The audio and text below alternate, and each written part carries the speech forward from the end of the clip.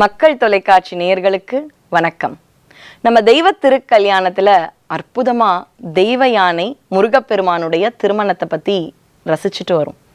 அதாவது நேற்றைய முன்தினத்துல பாத்தீங்கன்னா அந்த இந்திராணிக்கு மாப்பிள்ளை எப்படிலாம் இருப்பாரு, நான் ரொம்ப அருமையாக வளர்த்த மகள் அல்லவா, நல்ல இடத்துல கொடுக்க போறீங்களா, அந்தஸ்து இருக்கணும், நம்ம தேவர்கள், அதாவது மனித வாழ்க்கையில் சிறப்பாக இருப்பவர்கள் யார் அப்படின்னு பார்த்தீங்கன்னா பொதுவாக உதாரணத்துக்கு மனிதர்களை காட்டிலும் தேவர்களை சொல்லுவாங்க. அதனாலதான் முருகப்பெருமானுக்கு அந்த 2 மனைவியர் ஒருவள் தெய்வநாயகி, அவள் தேவர் குலத்து பெண், இன்னொருவள் அந்த குரத்தி வீட்டு பெண். அதாவது என்னுடைய சன்னதிக்கு முன்பு உயர்வு தாழ்வு பணக்காரன் ஏழை எதுவுமே கிடையாதுன்ற மாதிரி தான் வள்ளியின் தெய்வயானையும் முருகப்பெருமானோட இருப்பாங்க.